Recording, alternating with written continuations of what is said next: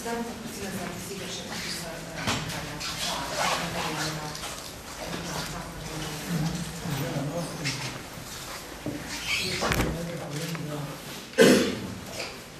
In naši ekipi za zelo veliko čas, da smo prišli do tega tega. Moram zadnjič reči, da ne moram biti, mislim, da je bilo nenavadno, da se nekako opravičuje zgoraj, da ste nagradili več 101. grada. To je pač nekaj čaj, da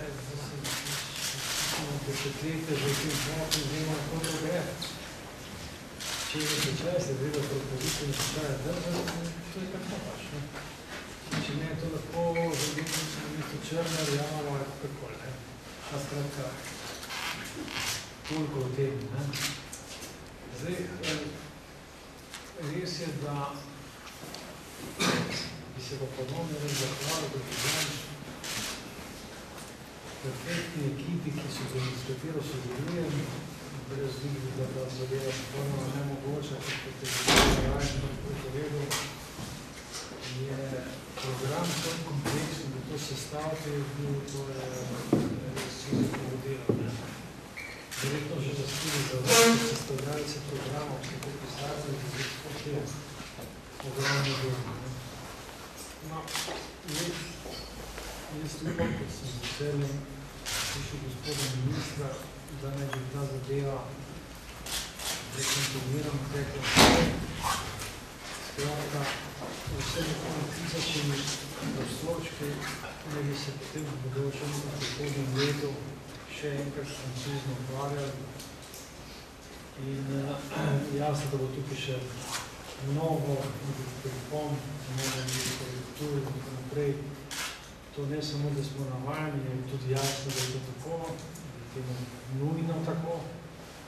Imamo malo izkušnje z tole palažo, ki ste se tudi enkrat zastala z Beligradom, kjer smo se leta, pa še več ukvarjali dobesedno z vsakim stolom in vsako mizo. To je bolj jasno, da se skoraj spim, da bolje gledal se mizo na konc, če sploh da boje.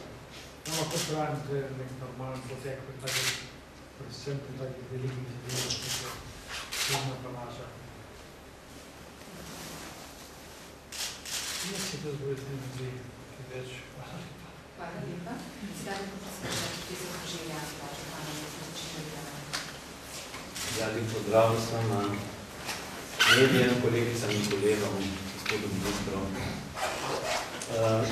Jaz se tukaj res najbolj pomenil, zato če se ne primerno, mogoče na koncu samo nekaj dodamo o tej zgodbi. Kot vi veste, je vsaka izgradna pomembne hiše v mestu ena zelo zamotana in zahtevna zgodba v organizacijskem smislu, v logističnem smislu, v postopkovnem smislu. In v vsaki se seveda sprostila velika energija in ustvarjalna energija in seveda to energijo zdaj ujet v pravila igre je vedno težko. Vi veste, da na tečaje je ena tekma, ki ima zelo natančno postavljena merila, zelo natančno postavljena pravila in ki na nek način omejuje sodelujoče arhitekte. Arhitektura je pa ena stroka, ki skuša vedno utirati nova stroka, da spreminja tudi pravila, pravzaprav na to bistvo ustvarjalnosti in seveda pogosto tudi krši. Zato se v vsakem tečaju zgodi ta zgodba, nič nenavadnega, kot se tudi pri tem, da se pravzaprav jamejo arhitekti v to lasten splet, ki lahko rekel ustvarjalnosti, lastne mreže pravzaprav, ko skušajo raztegniti manevrski prostor za eno svobodno ustvarjalno misel. Tako se zgodi tudi pri tem in to se zgodi tudi sicer. Jaz bi seveda tukaj želel, da ne opravičilo za nekaj, kar se vedno zgodi, ampak bi raj povedal javnosti, da je pač to narava stroke. Narava stroke, da uhaja pravilom in mi tudi vedno gledamo na mesto, kako ga spreminjati, ne samo v fizičnem smislu, ampak tudi kako ga spreminjati, kako spreminjati pogoje za nove ideje.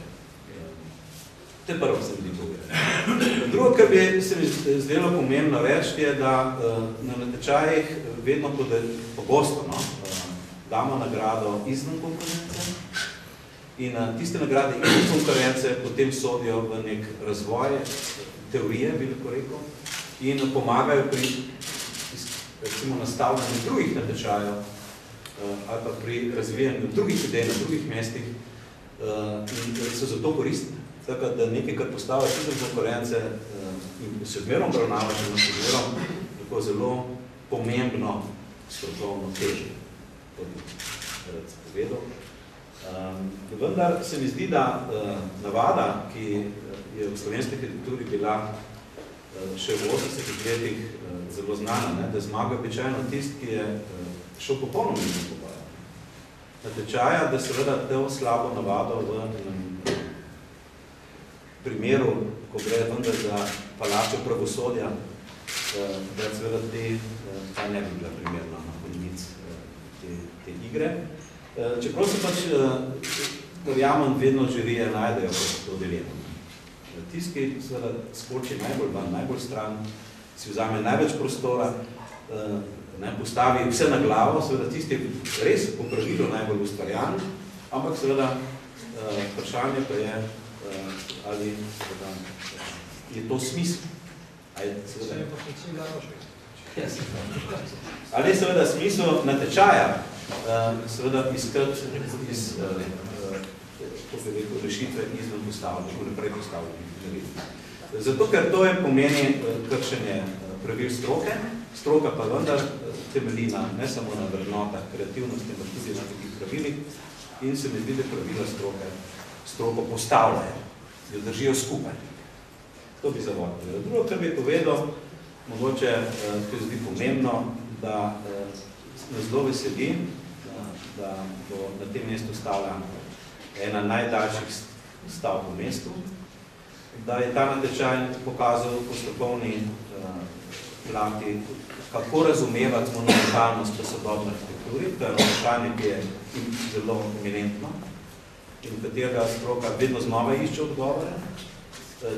Še posebej v primeru, ker se ne more več sodobna arhitektura sklicevati na klasično tradicijo, ki je imela zelo izdelan jezik monumentalnosti, tako da je to zelo pomemben, po mojem, prispevek k razvoju sodobne arhitekture.